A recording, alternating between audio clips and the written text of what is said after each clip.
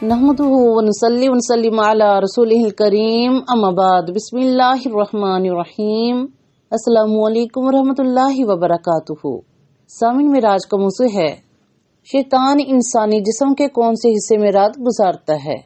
سامعین، دنیا میں شیطان انسان کا سب سے بڑا دشمن ہے، اس لیے ہر وقت شیطان کے شر سے اللہ تعالیٰ کی پناہ مانگتے رہنا چاہیے۔ سامعین، شیطان کے بارے میں فرمان نبی بھی صلی اللہ علیہ وسلم ہے کہ نبی کریم صلی اللہ علیہ وسلم نے شاہ فرمایا کہ شیطان خون کی طرح انسان کے بدن میں دوڑتا رہتا ہے۔ سامعین، مسلم شریف کی حدیث مبارکہ میں ہے کہ نبی کریم صلی اللہ علیہ وسلم کا فرمان علی شان ہے کہ بے شک شیطان تمہارے ہر معاملے میں دخل اندازی کرتا ہے۔ تو سامعین، شیطان سوئے ہوئے شخص کے نتنوں میں رات گزارتا ہے۔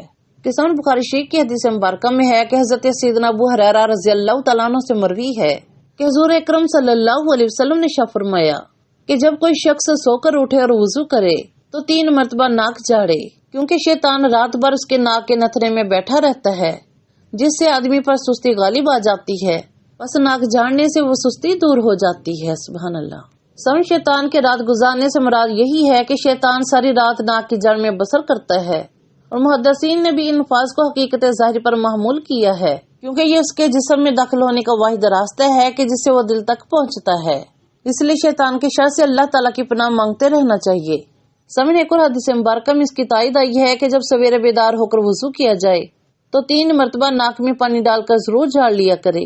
اس کی وجہ یہ ہے کہ شیطان انسان کے ناک کے بانسے میں جا کر رات گزارتا ہے، پھر اس میں پیشاب پخانہ غلاظت کرتا ہے، اور جب سونے کے بعد انسان اٹھتا ہے تو ناک کے اندر میل کے چال بھرے ہوئے ملتے ہیں، اس میں شیطان کی غلاظت کے اثرات ہوتے ہیں۔ پھر جب وضو میں ناک اچھی طرح جھاڑ لی جائے گی تو شیطان کے اثرات صاف ہو جاتے ہیں۔ سبحان اللہ۔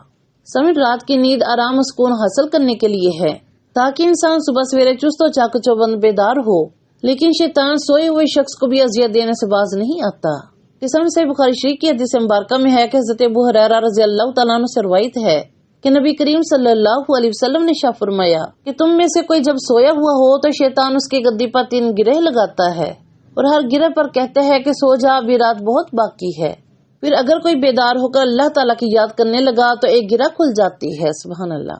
پھر جب وضو کرتا ہے تو دوسری گرہ کھل جاتی ہے، پھر اگر نماز فرض یا نفل پڑھے تو تیسری گرہ بھی کھل جاتی ہے۔ سبحان اللہ۔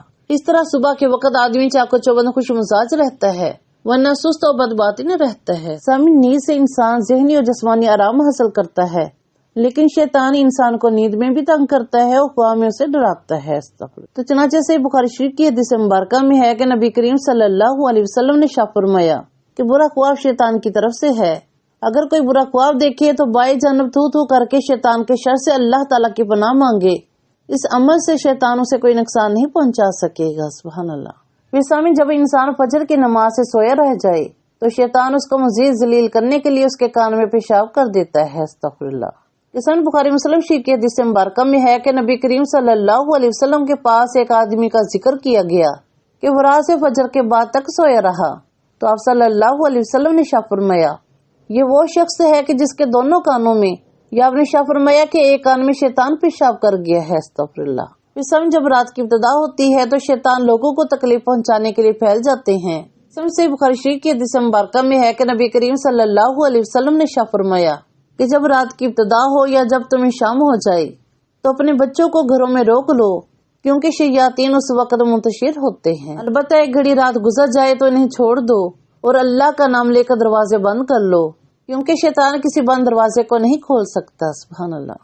سامعین، آخر میں دعا ہے کہ اللہ پاک ہم سب مسلمانوں کو شیطان کے شر سے محفوظ فرمائے، اور ہم سب کو نبی کریم صلی اللہ علیہ وسلم کی سنتوں پر عمل کرنے کی توفیق عطا فرمائے، 5 وقت کا نمازی پابند بنائے، اور ہم سب کا خاتمہ ایمان پہ فرمائے۔ اللہم آمین۔ دعا میں یاد رکھیے گا۔ جزاک اللہ خیر۔